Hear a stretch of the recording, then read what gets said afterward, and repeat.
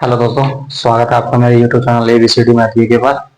और मैं 9th class का मैथ का 1.2 प्रश्नावली चालू करेंगे आज हम लोग। तो इसमें सवाल दे रखा है। सबसे पहले पहला क्वेश्चन, दिए गए कथन सत्य है या असत्य, कारण बताओ। ठीक है, तो इसमें पहला क्वेश्चन है तुम्हारा कि प्रत्येक अपरिमेय संख्या एक वास्तविक संख्या होती है। प्रत्येक अपरिमेय संख्या एक वास्तविक संख्या होती है। ये हमारा क्या है? ये सत्य है। ये कैसा है?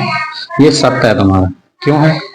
क्योंकि देखो, वास्तविक संख्या दो तरह की होती है, एक अपरिमेय और एक परिमेय होती है और एक अपरिमेय संख्या। तो क्या एक अपरिमेय संख्या सभी वास्तविक होती है? तो इस कारण क्या है? ये सत्य है।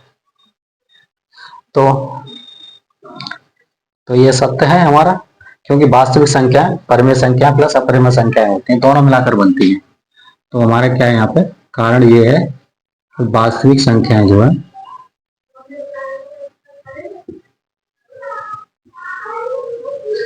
वास्तविक संख्याएं परिमेय और अपरिमेय दोनों मिलकर बनती है। तो इसलिए अपरिमेय संख्या क्या है? सभी वास्तविक होती है। ठीक है, तो ये हमारा हुआ कारण। और उसके बाद दूसरा, संख्या रेखा का एक प्रत्येक बिंदु अंडर एम के रूप का होता है, जहां एम एक प्राकृतिक संख्या है। अब देखो भाई, ये क्या असत्य है तुम्हें? ये क्या है? असत्य। क्योंकि संख्या रेखा पर प्लस वाली तो अंडर रूट के रूप में हो सकती है, लेकिन माइनस वाली अंडर रूट के अंदर नहीं हो सकती। क्योंकि कोई भी अगर देखें, कोई भी ऋण संख्या, कोई भी ऋण संख्या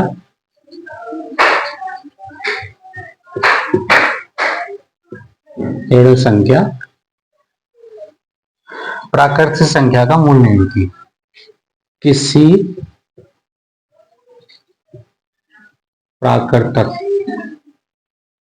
प्राकृतिक प्राकृतिक संख्या का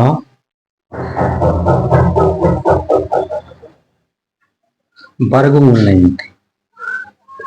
वर्गमूल नहीं होती। ठीक है, ये होता है सबसे बड़ा कारण।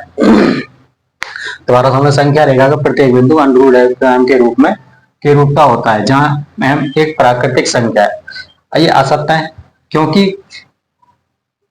क्योंकि सभी ऋण संख्या क्योंकि सभी ऋण संख्या किसी प्राकृतिक संख्या का वर्गमूल नहीं होती।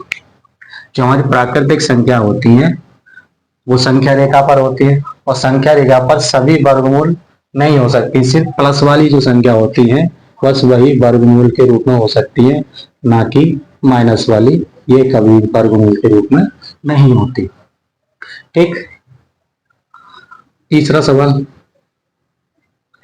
तीसरा कह रहा है प्रत्येक वास्तविक संख्या एक अपरिमेय संख्या होती है। ये भी असत्य है।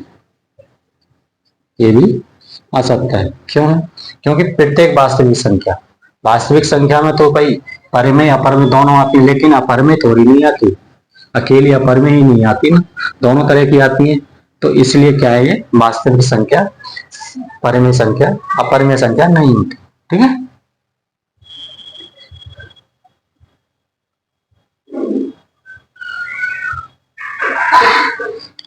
अब देख लो कारण क्या है। क्योंकि संख्या रेखा पर संख्या रेखा का प्रत्येक बिंदु परिमेय या अपरिमेय नहीं हो सकता।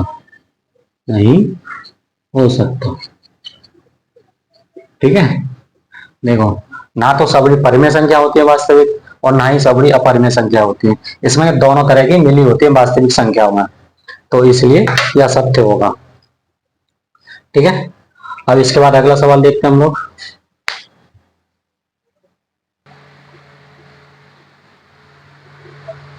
अगला सवाल हमारा, क्या सभी धनात्मक पूर्णांकों के वर्गमूल अपरिमेय होते हैं? यदि नहीं तो एक ऐसी संख्या के वर्गमूल का उदाहरण दीजिए जो एक अपरिमेय संख्या है। जो एक परिमेय संख्या है, ये हमें सवाल करना है। अब देखो एक चीज, देखो क्या सभी धनात्मक पूर्णांकों के वर्गमूल अपरिमेय होते हैं? ये तो असत्य बात है भाई। जो वर्गमूल निकलेगा वो एक परिमेय संख्या निकलेगा, ना कि अपरिमेय संख्या। ठीक है, तो इसका जो उत्तर होगा हमारे पास वो होगा नहीं में, नहीं, क्योंकि धनात्मक पूर्णांकों के वर्गमूल हमेशा परिमेय होते हैं, ना कि अपरिमेय। जैसे अगर कोई उदाहरण ले हम लोग, जैसे अगर कोई उदाहरण ले, उदाहरण लेते हम लोग √2। ये क्या है? एक अपरिमेय संख्या है। ठीक है, ये क्या है? एक अपरिमेय संख्या है। ठीक है, लेकिन अगर हम √4 करते हैं तो हमारा 2 आता है, ये एक परिमेय संख्या है। ये तो आप लोग जानते हैं। तो हमें क्या कह रहा है कि सभी धनात्मक पूर्णांकों के वर्गमूल, भाई इसका 2 का वर्गमूल निकालें तो हमारे पास एक परिमेय अपरिमेय संख्या मिलती है। लेकिन जहां हम √4 का वर्गमूल निकालेंगे तो हमें 2 मिलता है जो एक परिमेय संख्या होती है। ठीक है, तो हमारे पास यही एक उदाहरण है। क्या यही यहां से सिद्ध होता है कि एक धनात्मक वर्गमूल जो पूर्णांक है उनके वर्गमूल जो धनात्मक होते हैं, सॉरी वर्ग परिमेय होते हैं। ठीक है, जैसे √4 का अगर 2 आता है तो क्या है? ये एक परिमेय संख्या है। ये क्या है? एक परिमेय संख्या है। ठीक है, अगला सवाल,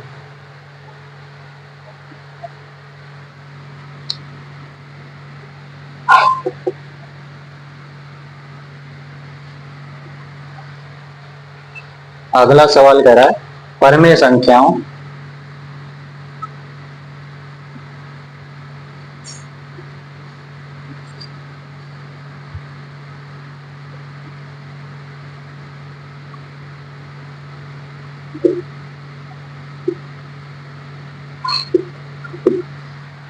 परिमेय संख्या 5/7 और 9/11 के बीच चार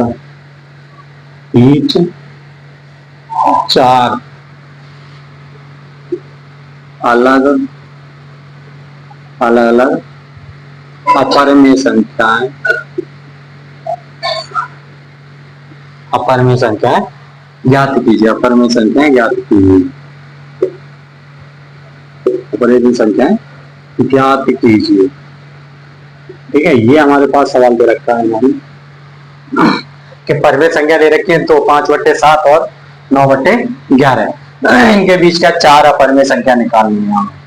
4 अपरिमेय संख्या याद करनी है कौन कौन सी होती है। तो अपरिमेय संख्या निकाल तो होती है जो हमारे पास, अगर हम बात करें √2 और √3, ये कैसी है? अपरिमेय संख्या है हमारे पास। लेकिन जब इनका दशमलव प्रसार करेंगे तो ये क्या होगा? अशांत प्रसार आएगा। ठीक है, जैसे अगर मैं कोई संख्या ले लूं, जैसे मैंने कोई संख्या ली,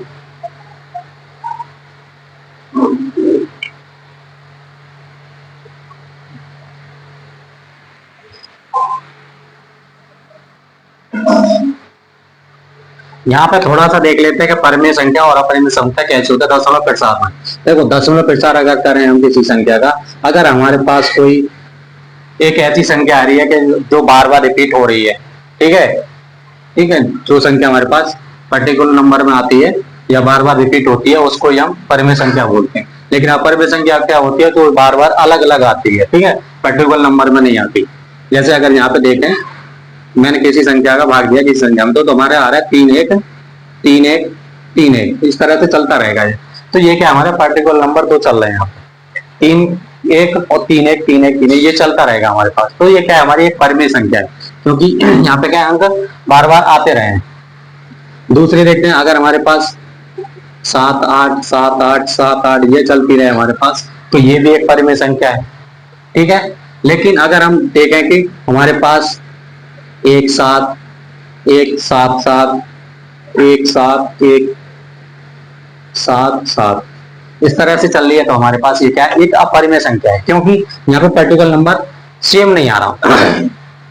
पर्टिकुलर नंबर क्या सेम नहीं आ रहा कि एक जैसी संख्या नहीं है हमारे पास। लेकिन जैसे कि हमारे पास 1 7 के बाद फिर 1 फिर 7 7 2 7 7 के आगे फिर उसके बाद 1 7 7 7, मतलब क्या है, ये बढ़ता ही जा रहा है, मतलब पर्टिकुलर नंबर नहीं आ रहा है, एक ऐसा अंक नहीं आ रहा कि बार बार वही रिपीट होता है, मतलब बढ़ के आ रहा है या कम हो रहा है, ये हमारी क्या है, एक अपरिमेय संख्या होगी। ठीक है, इसी तरह से हमको इसको निकालना है। तो क्या करेंगे हम लोग, दशमलव प्रसाद से निकालेंगे इसको, इसका कोई रूल नहीं होता निकालने के लिए, तो इसका सिर्फ एक ही फॉर्मूला है या फिर तरीका है जो कर सकते हैं हम लोग, इसको दशमलव प्रसाद में करेंगे हम लोग। एक परिमेय संख्या अपरिमेय संख्या निकालें, तो परिमेय संख्या के बीच में तो दशमलव प्रसाद करेंगे सबसे पहले इनका। ठीक है, अगर मैं 7 का भाग देता हूं 5 में, तो हमारे पास आ जाता है 0.1। ठीक है, 0.71 ये हमारे पास आ गया, हालांकि चलता रहेगा आगे को, लेकिन मैं यहीं तक कर रहा हूँ। ठीक है, उसके बाद क्या करेंगे हम लोग, फिर 11 के 9 में देंगे तो हमारे पास आ जाएगा 8 1। ठीक है, ये हमारे पास आ गया, ये चलता रहेगा आगे को, तो मैंने कहा 2 नंबर लिख लिया दशमलव के बाद। ठीक है, अब क्या करना है, इन दोनों के बीच हमें अपरिमेय संख्या निकालनी है, तो किसके बीच में निकालनी, 0.71 और 0.81 के बीच में। ठीक है, अपरिमेय संख्या निकालनी है, तो क्या करेंगे हम लोग, इसके आगे कितना आएगा, अगर हम देखें इसके आगे 72 आएगा, 0.72। ठीक है, और क्या आएगा 0.73। अगर हम इससे पहले की बात करें तो क्या आएगा हमारे पास 0.80 और 0.79। ठीक है, हालांकि ये अभी अपरिमेय संख्या, लेकिन इनको अपरिमेय संख्या बनाना है, तो क्या करेंगे हम लोग, जैसे मैंने बताया था ना अभी, पर्टिकुलर नंबर में नहीं आना चाहिए, 1 7 1 7 7 1 7 1 इस तरह से आना चाहिए हमारे पास। ठीक है, तो हम क्या करेंगे, इनको ही इस तरह से बना लेते हैं, इनको ही इस तरह से बना लेते हैं। इसको तो नहीं करेंगे क्योंकि इन दोनों के बीच में निकालनी है, बीच वाले देखेंगे। ठीक है, तो मैंने क्या किया, ये वाले संख्या ली इसको, तो मैं इसको अपरिमेय बनाता हूं, तो क्या करेंगे हम लोग, हमारे पास है 7, पहले नंबर 7 है, ये 2 है 1 का, तो यहाँ पे 2 2 के 2 बना देंगे। ठीक है, फिर 7 2 2 के 3 बना दो, इस तरह से ये क्या एक अपरिमेय संख्या होगी, पर्टिकुलर नंबर बार बार नहीं आएगा इसका। ठीक है, तो ये क्या चलता रहेगा इस तरह से। अगर मैं इसको देखूं, अगर मैं इसको बनाऊं तो 7 3 3 7 3 3 3 ये चलता रहेगा हमारे पास, अपरिमेय संख्या बन गई। इस तरह से इसको देखते हैं हम लोग, इसको बनाएंगे तो क्या होगा हमारे पास 8 0, अगर मैं कर दूं 8 1 कर दूं तो कोई दिक्कत होगी मुझे नहीं, अगर 8 0 1 कर दूं तो कोई दिक्कत नहीं होगी। तो इस तरह से ये चलता रहेगा, क्योंकि हमें क्या है, नंबर जो बाहर ही आना चाहिए, इसलिए हम ऐसा कर सकते हैं इसको। अगर मैं 9 7 7, ठीक है, ये किया मैंने, फिर 9 7 7 इस तरह से करेंगे तो ये अपरिमेय संख्या होगी। ठीक है, ये हमारी क्या है, 4 अपरिमेय संख्या होगी, एक अपरिमेय संख्या होगी। ठीक है,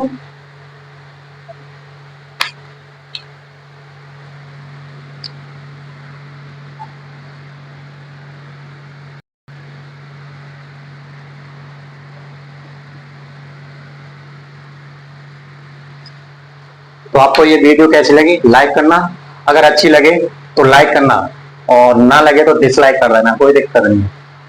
कमेंट भी करना है और फिर शेयर भी करना है दोस्तों के लिए, और चैनल को सब्सक्राइब भी कर लेना।